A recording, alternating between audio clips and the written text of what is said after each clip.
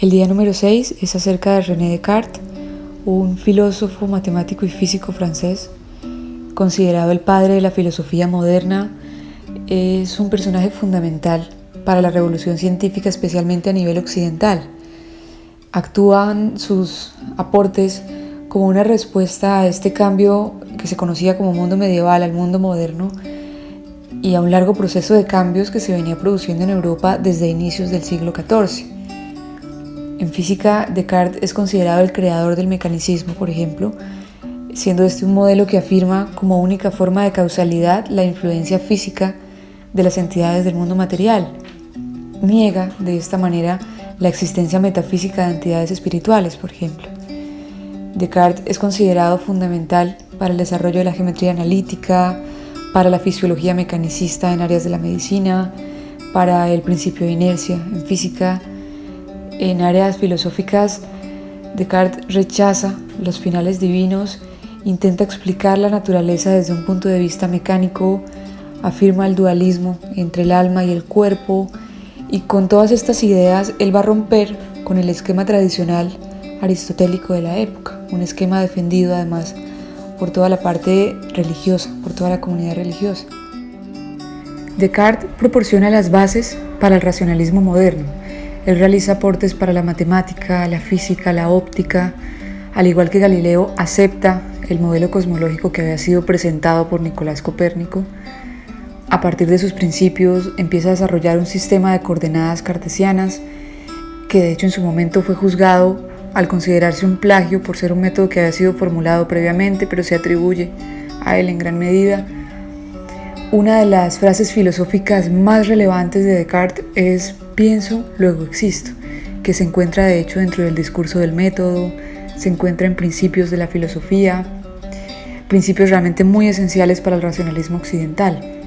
Y la frase "pienso, luego existo" realmente no indica un orden cronológico. Son dos hechos simultáneos y sinérgicos. En el momento en el cual estoy pensando, en ese mismo momento existo. Es como la parte más profunda de esa frase. Descartes se caracteriza por la ruptura del pensamiento escolástico. El pensamiento escolástico era una rama de la teología y también de la filosofía medieval que tenía como objetivo comprender la revelación religiosa del cristianismo. El conocimiento visto como una revelación religiosa que formaba parte del cristianismo, donde había una sinergia entre la fe y la razón muy fuerte. Y entonces la escolástica tenía como esencia principal someter todo pensamiento al principio de autoridad. Cuando uno somete un pensamiento al principio de autoridad, hace que las grandes autoridades religiosas actúen con dominio sobre el conocimiento. Ellos son los encargados de la determinación final, de las decisiones científicas. Todo lo asociado a la ciencia y al razonamiento estaba en manos de la comunidad religiosa como máxima autoridad de la época. Y lo que se alejaba de sus pensamientos era juzgado, como le pasó a Galileo, por ejemplo, a Nicolás Copérnico también en su momento. Entonces, todo esto limitaba la enseñanza únicamente a los textos clásicos, especialmente a la Biblia, como fuente principal del conocimiento. Y Descartes consideraba que este pensamiento, esta forma de analizar el conocimiento, la escolástica como tal, era un esquema que podía infundir la especulación. No era realmente un conocimiento verdadero. Entonces él propone adaptar el conocimiento a un sistema lógico capaz de exponerse a refutaciones, a defensas, capaz de entregarse a la comunidad sin un principio de autoridad fuerte, y que el conocimiento sea abierto, dispuesto a encontrar refutaciones, a encontrar debates y asimismo defensas, y este para él es realmente el conocimiento. A partir de sus pensamientos, el ser humano poco a poco deja de ser visto como el fin último de la creación divina, como había sido visto para el cristianismo. Se empieza a concebir como una especie más en el conjunto de las especies. En esta época ocurre un debilitamiento de la iglesia cristiana, producto de numerosas crisis que ocurrían de forma sucesiva, desde la caída de Constantinopla, por ejemplo, en manos de los turcos otomanos, hasta la Reforma protestante. Entonces, en el siglo XVI, Martín Lutero se enfrenta abiertamente contra las autoridades católicas y va a iniciar un movimiento protestante muy fuerte, donde la Iglesia no puede ser la única intérprete de los textos sagrados. René Descartes se aleja poco a poco de la religión. Al principio se forma con los jesuitas, leyendo a grandes pensadores cristianos como Aristóteles, como Tomás de Aquino, pero poco a poco toma cierta distancia y opta por una libertad filosófica, por una libertad de pensamiento. Esto es particularmente importante cuando llega a Holanda, un lugar libre para pensadores quienes podían realizar todo tipo de publicaciones sin miedo a la censura. Allí es donde da a conocer el discurso del método, las manifestaciones metafísicas y finalmente se dedica a fundamentar el conocimiento. La ciencia inicialmente no era llamada de esta forma, se conocía como la filosofía natural de las cosas, y con el paso del tiempo se descubría que aquellas certezas del pasado eran erróneas, que grandes descubrimientos antes y después de la era cristiana demostraron estar equivocados ante los nuevos fundamentos analíticos. Entonces muchas de las cosas que eran consideradas verdaderas en realidad no lo eran.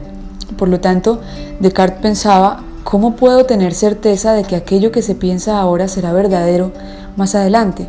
Un pensamiento de un escepticismo radical que también hacía parte de la concepción del mundo que tenía Descartes. Entonces él pensaba que era fundamental un análisis profundo, un análisis libre de prejuicios, con un método que funcione como una garantía y que permita además su unificación. A partir de este pensamiento nacen los principios de Descartes.